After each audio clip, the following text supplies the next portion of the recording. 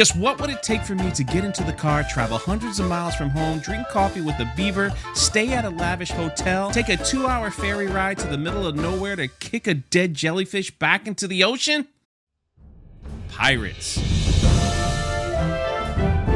Yes, this Florida man made his way up the East Coast to a tiny town called Beaufort in North Carolina in the dead of winter just to see the place where the notorious pirate Blackbeard, who's said to have sunk his ship, the Queen Anne Revenge.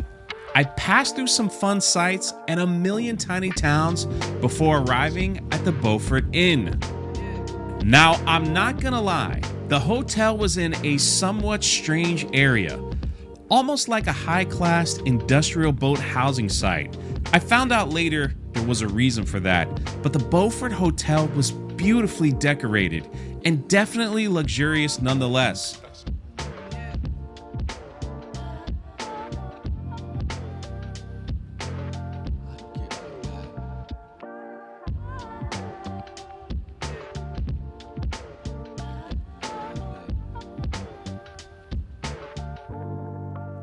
The room was spotless. The bathroom was huge with a walk-in shower. It was all upgraded. It had a lot of nice features like this USB wall and magnetic phone chargers.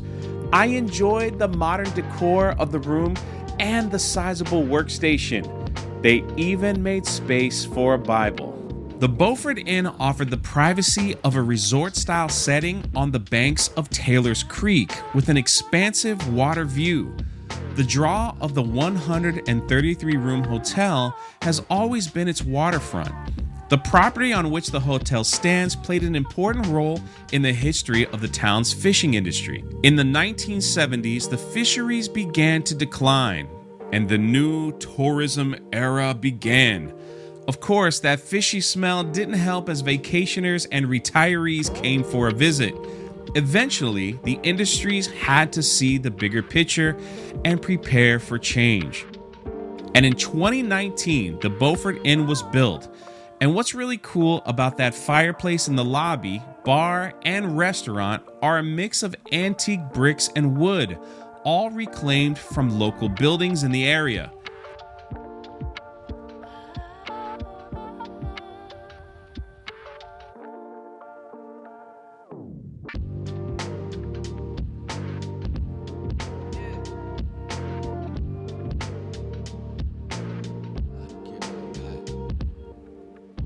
After a hearty breakfast, it was time to take a drive to the place where Blackbeard lived.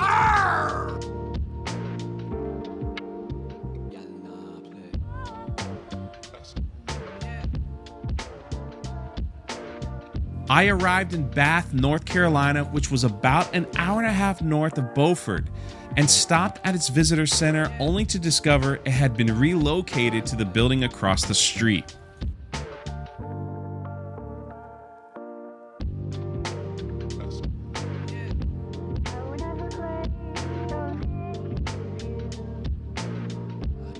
The staff greeted me and gave me a quick rundown about the place. And while Blackbeard was certainly a part of Bath's history, the visitor center was dedicated to the entire history of the town, not just one part.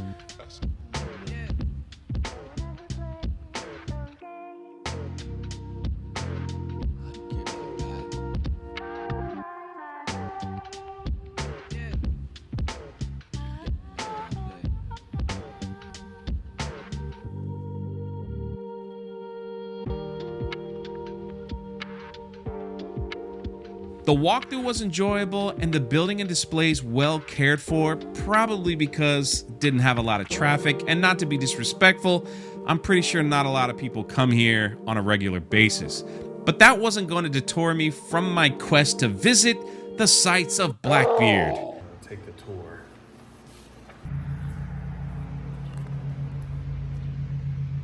So here we are in historic Bath, and we're gonna film a video for the History of Pirates channel. We're gonna walk the streets where Blackbeard the pirate walked, and just check out all the other historical stuff from the town. Should be kind of cool. Now, Bath is North Carolina's oldest town. It's beautiful and quiet, and the effort in managing all the historic sites is evident. But when I say that it's tiny, I mean it's really tiny. As of 2023, the population is around 243 people. You could take a 6-minute car ride and see all of it, and I'm not even exaggerating.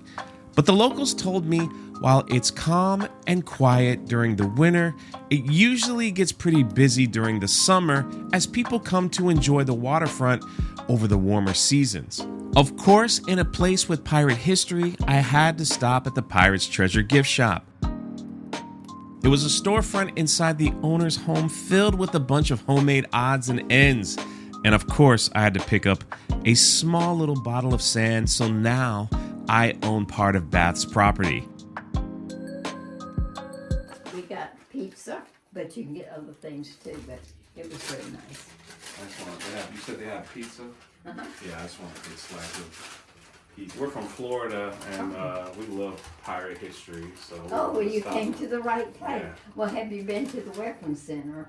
Yes. Okay. Yeah, that was our first stop. Good, good. And then we came down here. And any other place that we should walk to while we're... Well, the prettiest place is sit on the Right. benches and look at if you could stay in the chill today. Yeah. As a native to the town her entire 70 plus years, this spunky little lady told me she owned the shop for 51 years and was looking to finally retire because, as she said, it was about time. She also let me in on some of Bath's secret treasures, like where to eat, what exactly was the draw to this little town, and one being the Church of St. Thomas, the oldest church in North Carolina, and locally known as the church with the doors that are always open.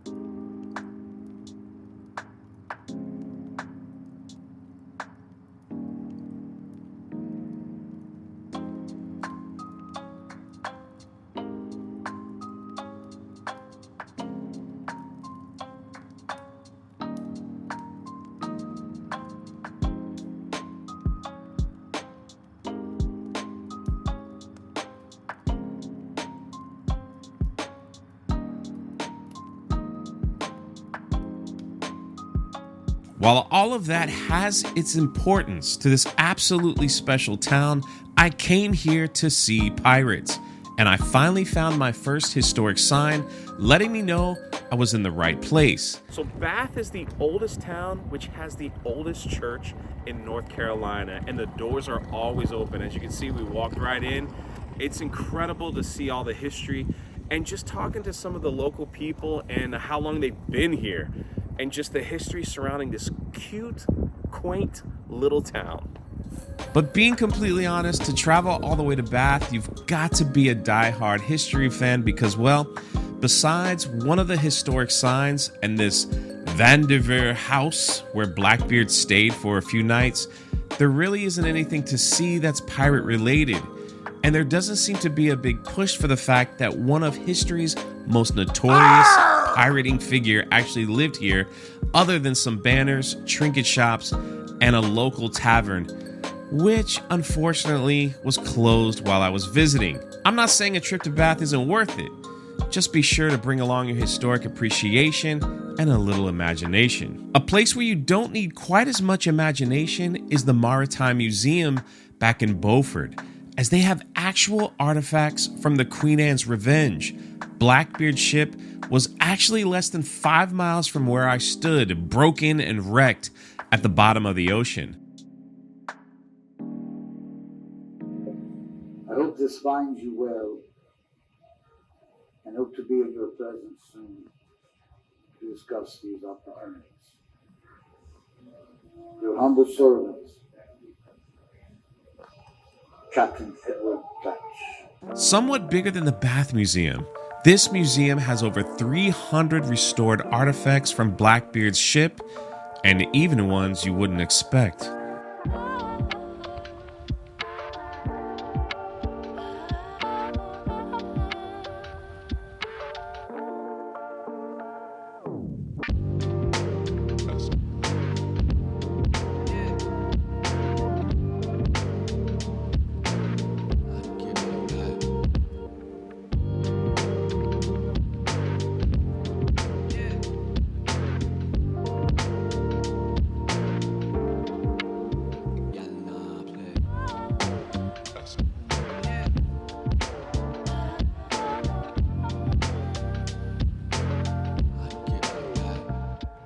Man's Revenge. Just to give you a little scale, this only has 9 guns, and a lot of the warships from the Navy were pushing close to 100 guns a ship, so quite fascinating. The little museum even had a section where you can learn about the excavation and how they protect the artifacts when they remove them from the water, allowing us a sneak peek into the life of Blackbeard's crew.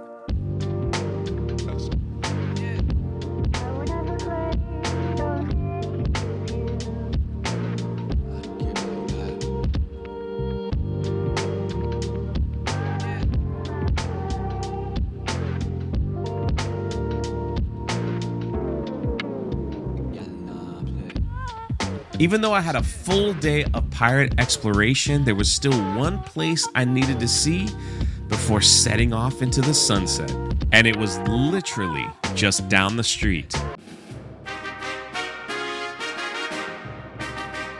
The Hammock House. Builder unknown, but associated with the captains, including the pirate Blackbeard. Yes, that's right, nestled among the everyday homes was the House of Blackbeard. And surprisingly, someone lived there.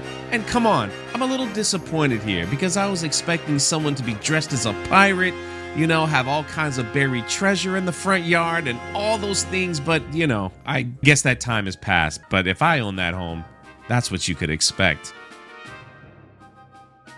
There was still one historical site, though, that I needed to see on this journey. A place so remote, so far away, and I would need to rise up early before the sun even showed its face, travel the grasslands of the coast, and set sail across deep waters to a remote island in the Atlantic. The place where it all ended for the pirate Edward Teach. Ferry boat ride.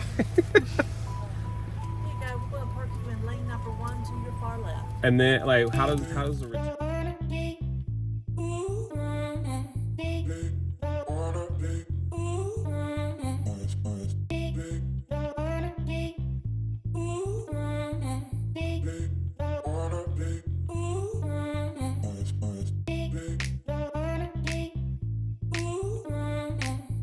So North Carolina has about 300 islands, and history tells us that one of those islands is where Blackbeard spent his last days alive on Earth. From where I was staying, it was a 2-hour drive to get to the ferry, and then another 2 hours from the ferry to Ocracoke. Let me say that again. Ocracoke Island. This is probably why the lady at the ticket booth looked at me crazy when I said I was only gonna go for the day.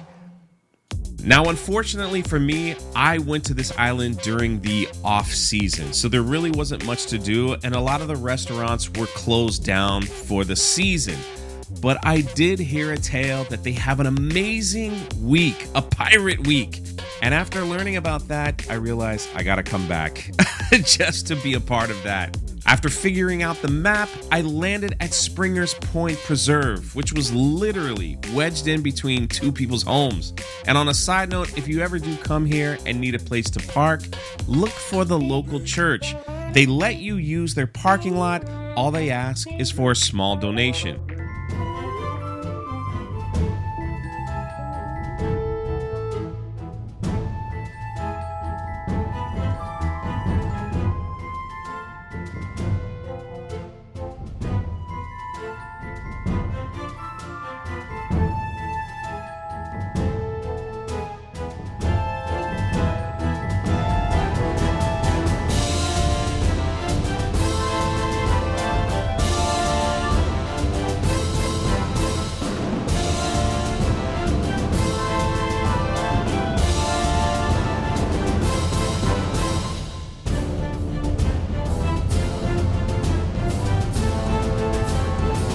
And off I went, trekking through the woods to get to my destination, building up the anticipation. And there it is, guys. No historical signs, no pamphlets, not a brief description of Blackbeard's story, just me and the sea.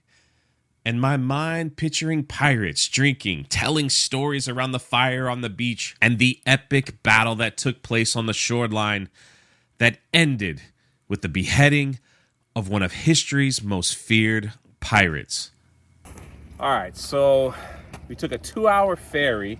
And we had to stay in the car because it's cold. Made it to Ocracoke Island. Then we walked through the woods here and finally made it to Teach's Hole, where apparently this is where Blackbeard was killed, right out there. And if you want to know more, subscribe to the History of Pirates channel. You'll find it somewhere here, description, wherever.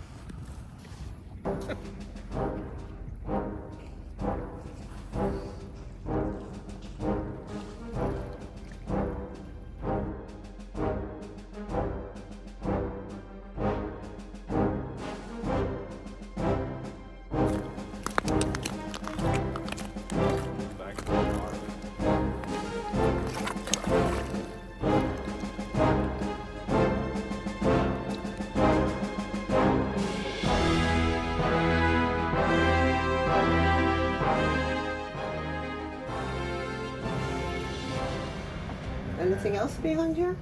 Being that you're here and you're tall and you can reach it. So cool. I just wanted to know it all. This one is really great. Some of you might think it's a little crazy for this Florida man to travel nearly 1,000 miles just to see an old house or two, buy a replica pirate gun, eat barbecue at an island tavern, stand on a small stretch of beach just to use my imagination. But I'm all set to do it all over again.